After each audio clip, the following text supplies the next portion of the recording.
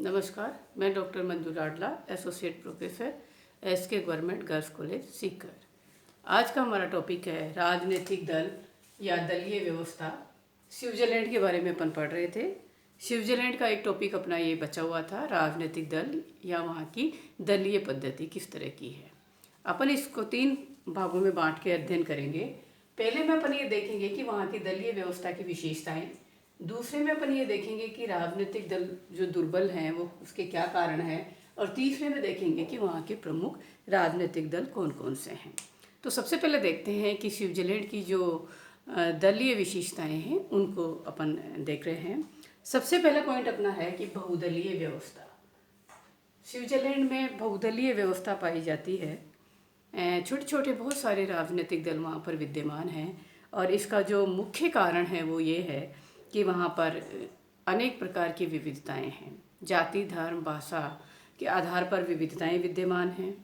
दूसरा जो मोटा कारण है वहाँ पर वो ये है कि वहाँ पर जो चुनाव है वो आनुपातिक पद्धति के अनुसार होते हैं। सभी दलों को अपने अनुपात के हिसाब से सत्ता में भागीदारी मिल जाती है, इसलिए छोटे छोटे दल पनप जाते हैं या उसको बढ़ावा मिलता है। इसी तरह तीसरा जो मेन कारण है कि जो संघीय सरकार है, वहाँ की जो कार्यपालिका है, उसका जो स्वरूप है वो भी एक दलीय नहीं होता है। उसमें विभिन्न दलों के व्यक्ति लिए जा सकते हैं। इसी तरह जो संसद है, वहाँ की संघीय संसद, उसमें भी अनेक दलों के सदस्य बैठते हैं। दलों के हिसाब से नहीं बैठकर कैंटीनों के हिसाब से बैठते हैं। आनुपातिक प्रतिनिधित्व का तरीका विद्यमान है। तो ये मोटे रूप से ये कारण है, इसकी वजह से वहाँ पर बहुदलीय व्यवस्था पाई जाती है और छोटे छोटे अनेक राजनीतिक दल वहाँ पर होते हैं। दूसरी जो पॉइंट है या जो विशेषता है वो है कि दलों का जो संगठन है वो निर्बल है, कमज़ोर है। दलों का जो संगठन है वो अव्यवस्थित है, कमज़ोर है, शिथिल है। यहाँ तक कि जो कैंटीनों के जो दल हैं वो भी केंद्रीय संगठन के अधीन नहीं होते हैं। प्रतिनिधि संस्थाओं में सदस्य दलों के हिसाब से नहीं बैठते हैं बल्कि कैंटीनों के हिसाब से बैठते हैं। मतदाता भी उन्हें जो वोट देते हैं वो दलों के हिसाब से नहीं देते, प्रत्याशी के गुण या व्यक्तिगत कारणों को देखते हैं यहाँ पर। और ये बड़ी विचित्र स्थिति है कि अनेक सदस्य तो चुने जाने के पश्चात डिसाइड करते हैं कि वो कौन से दल में शामिल हुए। तो दलों का जो संगठन है कमज़ोर है। केंद्र लेवल पर अपने अलग दल हैं, सेम पार्टी के राष्ट्रीय लेवल पर अलग हैं। इस तरह कमज़ोर और शिथिल संगठन है। तीसरी जो विशेषता है ये है कि विरोधी दल का अभाव होता है वहाँ पर। स्विट्जरलैंड में विरोधी दल नहीं पाया जाता है क्योंकि सभी दलों की मिलाकर गवर्नमेंट बनती है, मिलीजुली जैसे गवर्नमेंट होती है। सभी दलों के सदस्य होते हैं, आनुपातिक प्रतिनिधित्व के हिसाब से वो चुने जाते हैं। तो विरोधी दल का अभाव होता है, विरोधी दल नहीं होता है वहाँ पर। इसी तरह अपन बात करते हैं नेक्स्ट जो विशेषता है दलों की संविधानेतर स्थिति। अर्थात दलों का जो है संविधान से बाहर विकास हुआ है, संविधान में इनके बारे में कोई प्रावधान नहीं है। जिस तरह अपन ने देखा था अमेरिका में दलों के बाहर, संविधान के बाहर विकास हुआ है, इसी तरह स्विट्जरलैंड में भी अमेरिका की तरह संविधान से बाहर इनका विकास हुआ है। संविधान में इनके बारे में कोई प्रावधान नहीं है, इसलिए इनकी संविधानेतर स्थिति है। इसके पश्चात अपन देखते हैं कि मौलिक सिद्धांतों पर मतभेद नहीं है। अर्थात स्विट्जरलैंड के जो राजनीतिक दल है वो बहुदलीय होने के बावजूद भी मूलभूत सिद्धांतों पर उन दलों के अंदर कोई मतभेद नहीं है। दलों में पारस्परिक सहयोग है, संपर्क है, सह अस्तित्व की भावना, सहिष्णुता की भावना पाई जाती है। विषमता, विरोध और वैमनस्य वहाँ पर नहीं होता है। तो मूलभूत सिद्धांतों पर सभी पार्टियों में एकमतता है, कोई विरोध वहाँ पर नहीं है। नेक्स्ट जो विशेषता आती है कि कठोर दलबंदी का अभाव होता है। अर्थात दलों का जो अनुशासन है वो भी कमज़ोर है, कठोर दलबंदी नहीं है। दलगत भावना का अभाव रहता है। व्यक्ति अपने दल के विरुद्ध ही आचरण कर सकता है, मतदान में भाग ले सकता है। तो ऐसा कठोर अनुशासन नहीं है, कठोर दलबंदी का वहाँ पर अभाव पाया जाता है। नेक्स्ट आता है कि कैंटीनों के आधार पर दलों का संगठन होता है। अर्थात दल जो है कैंटीन के आधार पर बनते हैं और कैंटीन के आधार पर ही बैठते हैं, कैंटीनों के आधार पर ही उनका संगठन होता है, राष्ट्रीय लेवल का वो नहीं होते हैं। इसी तरह नेक्स्ट जो विशेषता आती है वो आती है व्यावसायिक राजनीतिज्ञों का अभाव होता है यहाँ पर। अर्थात जो सेवाभावी व्यक्ति होते हैं वो ही राजनीति में भाग लेते हैं, व्यवसाय के रूप में यहाँ पर नहीं आते हैं।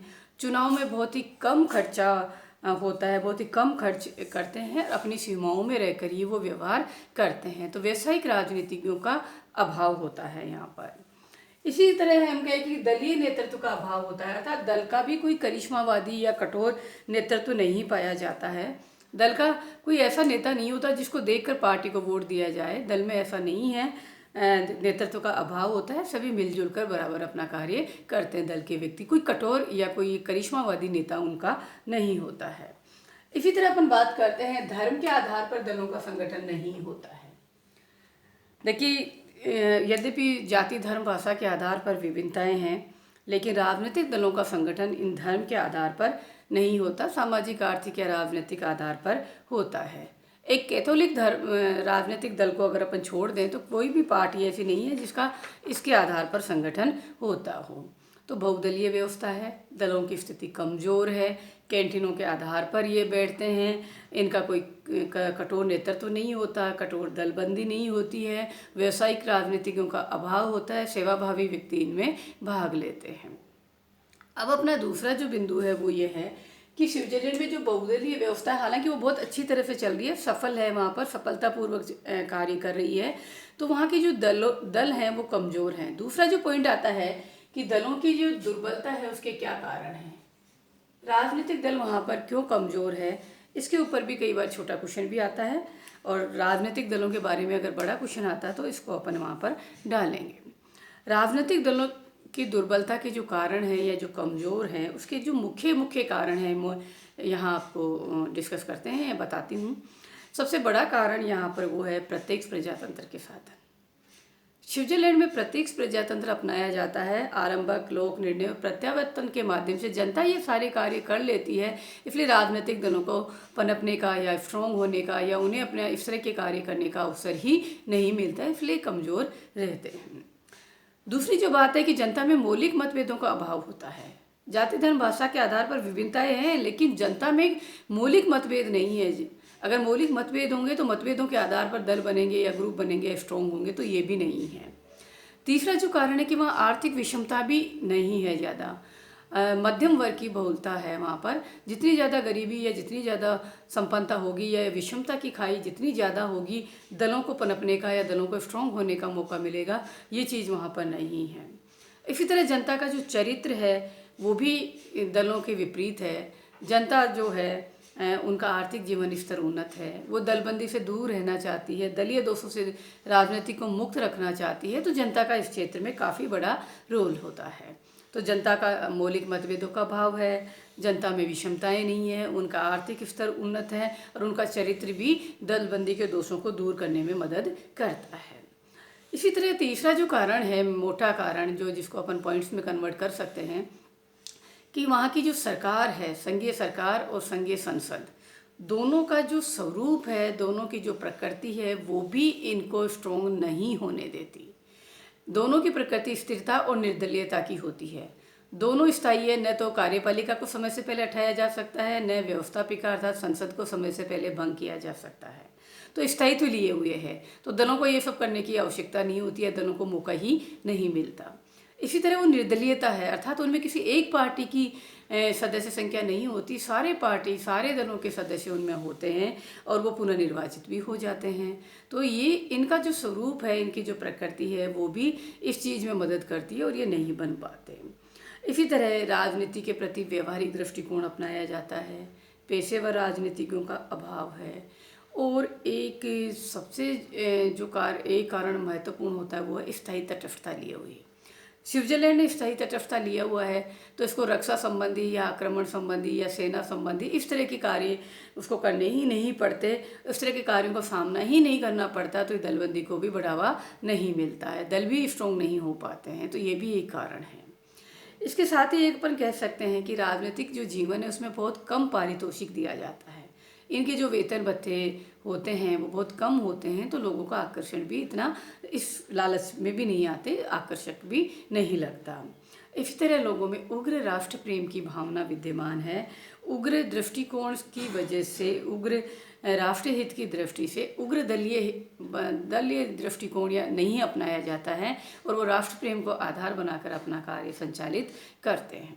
इसलिए स्विट्ज़रलैंड में जो दल हैं वो काफ़ी कमज़ोर हैं, दुर्बल हैं, स्थिर हैं और इस जनता जो है वो जागरूक है, शिक्षित है, सारे कार्य अपने प्रत्यक्ष प्रजातंत्र के माध्यम से स्वयं करती है।